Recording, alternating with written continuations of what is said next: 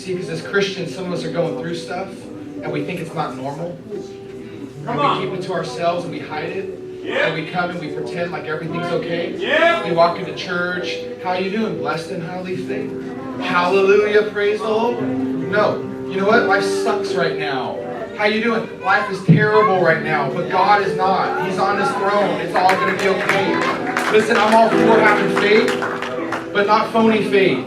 If I ask you how your health is, tell me how your health is so I can pray for you. Don't tell me you're all good, and then the next day I found out that you're in the hospital bed with stage 4 cancer. I want to know how you're doing so I can pray for you. How do you know when you're blameless and righteous? Come on, when you're trying to live for God, when you give your life to Jesus and you mean it, and then you go back out and people start tempting you with things and you're trying so hard to say no, and like no one's coming around to surround you with any kind of love, and you got none of the good people coming. It's like that gang member that came to me in a high school assembly. I asked him, why did you join a gang? He said, because Dean, I got tired of being neglected. And he said, I'd rather get attention for doing wrong than be alone for doing right. See, where's the Christians at? Oh, where are the Christians at for 27 years when no one told me God loved me?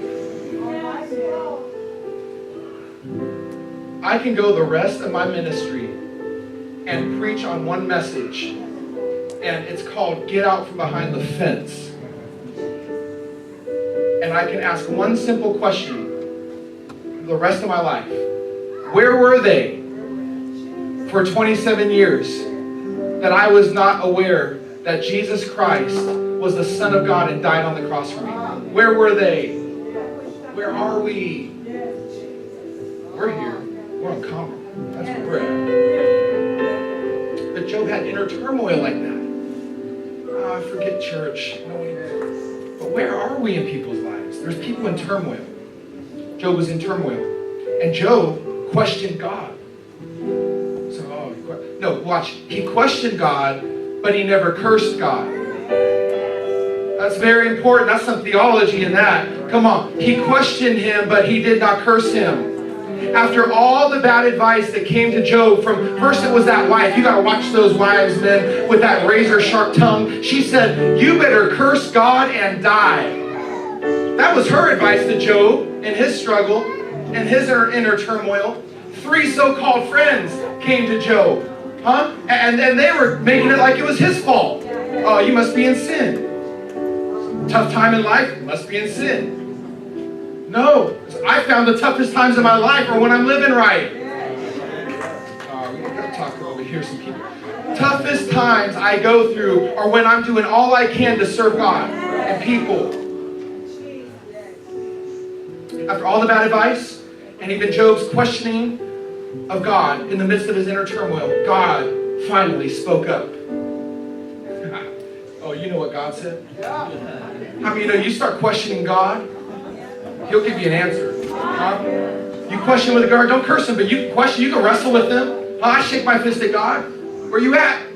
What's going on? Watch. God finally heard enough.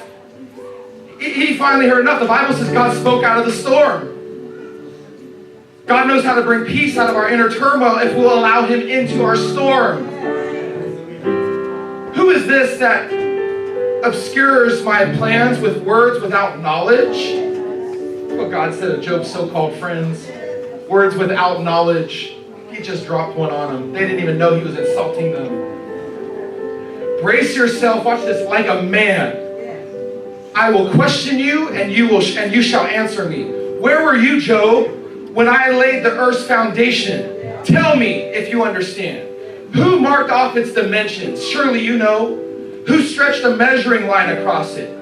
On what were its footings set, or who laid its cornerstone? While the morning stars sang together and all the angels shouted for joy. Who shut up the sea behind closed doors when it burst forth from the womb? When I made the clouds its garment and wrapped it in thick darkness? When I fixed limits for it and set its doors and bars in place? When I said, this far you may come and no farther. Here is where your proud waves shall halt. God is greater than our situations. He is greater than our shortcomings. Paul encouraged himself in the midst of his inner or turmoil. What then shall we say in response to these things? If God is for us, who can be against us? In all these things, we are more than conquerors through him who loves us. Now then, to him who is able to do exceedingly abundantly above all that we could ask or think, according to the power that works within him, I can do all things through Christ who strengthened me.